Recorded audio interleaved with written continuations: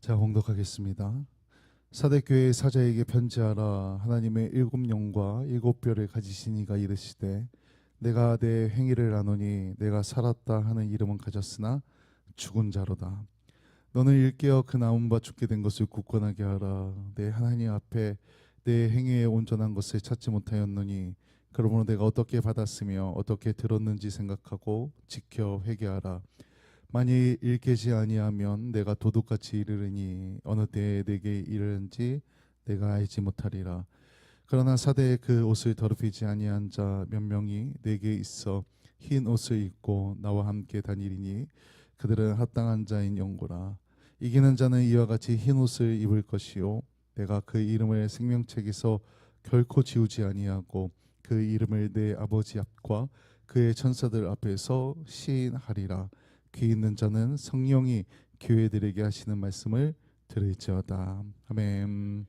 할렐루야. 아멘. 오늘도 하나님께서 우리와 함께 하시며 은혜를 부어주시고 축복해 주십니다. 아멘. 오늘 말씀은 사대교회를 향한 예수님의 말씀입니다. 우리 먼저 1절 후반부를 좀 같이 읽어보겠습니다. 같이 읽어봅니다. 시작. 내가 내 행위를 아노니 내가 살아있다 하는 이름은 가졌으나 죽은 자로다. 아멘. 당시에 사대교회는 살아있다고 소문난 그런 교회였습니다. 지금으로 치면은 좀 인기 있는 교회, 한 번쯤은 들어봤을 만한 교회, 막 급성장해서 사람들이 몰려오는 교회. 좀 쉽게 예를 들면 우리 지난주에 김바울 선교사님이 와서 말씀을 전해주지 않았습니까? 우리가 지금 저쪽 여기서 지금 사용하다가 식당에서 사용하는 접이식 그 파란색 의자이지 않습니까? 그 교회가 그게 제가 개척할 때 김바울 선교사님이 지금 파송받은 교회에서 사역할 때 그 교회에서 남는 의자를 제가 가져온 겁니다. 근데 그 교회가 일산 제자광성교회인가 그런데 제가 그때 그 의자를 갖고 올 때 150명에서 한 200명 정도 모였습니다. 근데 그 교회가 갑자기 막 그 코로나 때 인기를 끌고 유명해지면서 급성장해서 그 잠깐 한 2, 3년 사이에 한 7, 8천 명으로 확 이렇게 막 한 주에 7, 800명씩 등록하고 이렇게 인기 있는 교회에서 막 소문나는 교회. 막 사람들이 몰려오고 막 예배 분위기가 좋다 그러고 예배 퀄리티가 막 높다 그러고 막 감동적이고 은혜가 폭발하는 그런 교회 막 소문나는 교회였어요. 또 그런 그 교회 말고도 뭐 다른 교회들도 보면 우리가 그런 교회들이 조금 있습니다.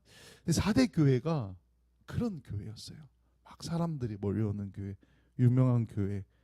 근데 예수님께서 그 교회를 향해서 아주 충격적인 말을 합니다. 오늘 1절 끝부분에 보니까 이렇게 말해요. 4대 교회를 향해서 죽은 자로다. 막 사람들이 몰려오고 막 부흥하는 교회인데 그 교회를 향해 죽은 자라고. 겉은 멀쩡한데 누구나 부러워할 만한데 그저 살아있는 척할 뿐이고 죽어 있는 거라고 예수님께서 말씀합니다. 겉은 멀쩡한데 속은 텅텅 비어 있다는 겁니다. 그게 바로 사대교회였다는 겁니다. 오늘 주님께서 우리에게 질문을 합니다. 너의 믿음은 겉뿐이냐 아니면 진짜 살아있느냐. 명실상부라는 말이 있습니다. 이름과 실상에 서로 꼭 맞다는 말로 알려진 것과 실제의 내용이 일치하는 경우를 말합니다. 말과 삶이 일치하는 믿음, 말씀대로 살아가는 믿음, 그게 진짜 신앙입니다. 오늘 말씀을 통해서 껍데기 신앙이 아니라 정말 우리의 속까지 살아있는 그런 진짜 믿음을 확실하게 가지시길 간절히 소망합니다. 아멘. 예수님은 자기를 먼저 소개할 때 이렇게 말합니다. 하나님의 일곱 영과 일곱 뼈를 가지시니. 다시 말하면은 우리 주님께서 모든 교회의 주인이라고 말하고 있는 겁니다. 그리고 우리 예수님께서 교회의 영적 상태를 다 알고 계시다고 말하고 있는 겁니다. 그분께서 우리 주님께서 4대 교회를 향해 이렇게 말씀하시는 겁니다. 우리 한 번 더 1절 후반부부터 2절까지 이번에는 같이 좀 읽어보도록 하겠습니다. 같이 읽어보겠습니다. 시작. 내가 내 행위를 아노니 내가 살았다 하는 이 이름은 가졌으나 죽은 자로다. 너는 일깨어 그 남은 바 죽게 된 것을 굳건하게 하라. 아멘. 아멘. 우리 제가 끝까지 안 읽었나요? 네, 같이 읽어볼까요? 네, 시작. 내 하나님 앞에 내 행위에 온전한 것을 찾지 못하였느냐. 아멘. 우리 먼저 이 중간에 까만 글씨는 놔두고 빨간 글씨만 먼저 해볼게요. 빨간 글씨만 제가 읽어볼게요. 내가 내 행위를 아노니 내 하나님 앞에 내 행위에 온전한 것을 찾지 못하였나니. 누가 봐도 야 괜찮은 교회, 대단한 교회가 사대교회였는데, 네, 내려주셔야 됩니다. 예수님께서 말하기를 내 행위에 온전한 것을 찾지 못했다고 사대교회를 향해 말하고 있습니다. 여기서의 핵심은 행위입니다. 행위. 믿음은 말로만 하는 것이 아니라 행동으로 드러나야 한다는 겁니다. 야고보서 2장 17절에 보면 이렇게 말합니다. 우리 좀 같이 읽어보겠습니다. 야고보서 2장 17절 시작. 이와 같이 행함이 없는 믿음은 그 자체가 죽은 것이라. 아멘. 교회 안에 많은 사람들이 주님을 믿고 있습니다. 그러면서 고백합니다. 주님 믿습니다. 주님 사랑합니다. 아멘. 우리가 이렇게 믿음의 고백을 하며 외치지만 현실에서는 믿음대로 살아가지 못하는 경우가 너무 많다는 겁니다. 교회 안에서는 성도인데 세상에 나가면 그냥 일반 사람과 똑같다는 겁니다. 주일에는 성도인데 평일에는 그냥 세상에 속한 사람으로 살아가는 모습이 너무나 많다는 겁니다. 그게 사대교회의 성도들의 모습이었다는 겁니다. 우리 조금 전에 읽은 2절에 보면 이렇게 말합니다. 남은 바 죽게 된 것을 굳건하게 하라. 이게 무슨 말이냐면은 이 사대교회의 성도들이 대부분 영적으로 죽었지만 아직 살아있는 영혼들이 있다는 겁니다. 아직 살아있는 소수의 성도들이 있었다는 것을 암시하는 말입니다. 그래서 죽어가는 그들이만이라도 신속하게 살리라고 말하고 있는 겁니다. 사대교회는 전체적으로 형식만 남은 그런 교회였습니다. 그런 교회를 향해 예수님께서 포기한 것이 아니라 그 작은 불씨마저 꺼지지 않게 하라고 경고의 말을 하고 있는 겁니다. 믿음을 끝까지 지켜내라는 겁니다. 그 소수의 신앙마저 무너지면은 이 공동체 전체가 완전히 죽어버린다는 겁니다. 예수님께서 그것을 바라지 않았다는 겁니다. 그래서 세대교회를 향하여서 말씀을 하고 있는 겁니다. 우리가 하는 신앙생활은 어떤 기분이나 어떤 느낌으로 하는 게 아닙니다. 우리의 신앙은 삶 그 자체입니다. 예배는 그저 막 어떤 감동이 넘쳐나고 이벤트가 있고 뭔가 잘 돼야 되고 이런 게 아닙니다. 그냥 순종이고 삶이고 당연히 하나님께 앞에 나와 예배 드리는 겁니다. 그 형식은 중요하지 않다는 겁니다. 우리 성도님들의 믿음이 우리 입술의 이 고백 가운데 머물지 않고 우리의 삶 가운데 행함으로 이어지길 소망합니다. 예수님께서 내 행위를 안다라고 말씀하고 있습니다. 주님께서 보실 때 살았다 말씀하는 우리 교회, 우리 성도님들 되시길 정말 간절히 축원합니다. 아멘. 예수님의 경고가 이어집니다. 우리 3절 말씀도 좀 같이 읽어보겠습니다. 3절 같이 읽습니다. 시작. 그러므로 내가 어떻게 받았으며 어떻게 들었는지 생각하고 지켜 회개하라. 만일 일깨지 아니하면 내가 도둑같이 이르리니 어느 때에 내게 이르는지 내가 알지 못하리라. 아멘. 이 사대라는 지역은 과거 리디아 왕국의 수도였습니다. 꼭 영화에서 나오는 것처럼 절벽이 세면이 절벽으로 되어 있어서 쉽게 침략하지 못하고 점령하지 못하는 그런 지역이었습니다. 그러니까 좀 자만심, 좀 교만함, 우리는 누구도 침략하지 못해 그런 마음이 있었습니다. 근데 그 당시에 페르시아의 고레스가 몰래 그 절벽길을 찾아내서 그곳을 타고 들어가 그것을 점령합니다. 또 이 지역이 지진 때문에 한순간 무너진 그런 도시이기도 합니다. 나는 괜찮겠지라고 방심할 때 그 방심이 이 지역의 파멸의 원인이 되었다는 겁니다. 우리도 우리의 신앙 가운데 좀 방심한 그런 신앙을 가지고서 살아가고 있지 않나 돌아봐야 합니다. 괜찮지. 내가 지금 오늘 이렇게 주일날 교회 와서 예배 드렸는데 나 헌금도 하고 봉사도 하는데 누가 봐도 나 열심히 신앙생활하는 것 같은데 괜찮겠지, 괜찮을 거야. 그런 우리를 향해서 오늘 말씀을 통해 이렇게 말씀하십니다. 내가 도둑같이 이를 것이다. 예상치 못할 때 조용히 그러나 분명하게 오신다는 것입니다. 우리 주님께서 언제 어디로 몇 날 며칠 오겠다 일정을 정해서 알람을 해놓고서 오신다는 게 아닙니다. 우리 성도는 그래서 이 영적인 알람을 항상 켜놔야 됩니다. 항상 깨어 있어야 한다는 겁니다. 기도하고 찬양하고 예비하며 말씀을 읽고 묵상하면서 항상 깨어 기도해야 한다는 겁니다. 이것이 영적인 알람입니다. 항상 깨어 있어야 한다는 것입니다. 내 신앙이 그냥 쳇바퀴 돌듯이 반복되듯이 관성에 의해서 반복되고 있다면 일어나야 합니다.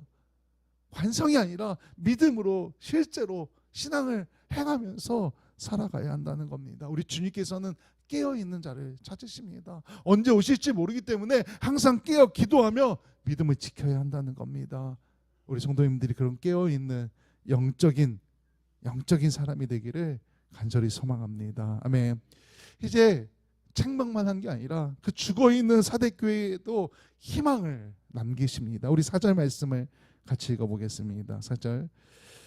그러나 사대의 그 옷을 더럽히지 아니한 자 몇 명이 내게 있어 흰옷을 입고 나와 함께 다니리니 그들은 합당한 자의 영구라. 아멘.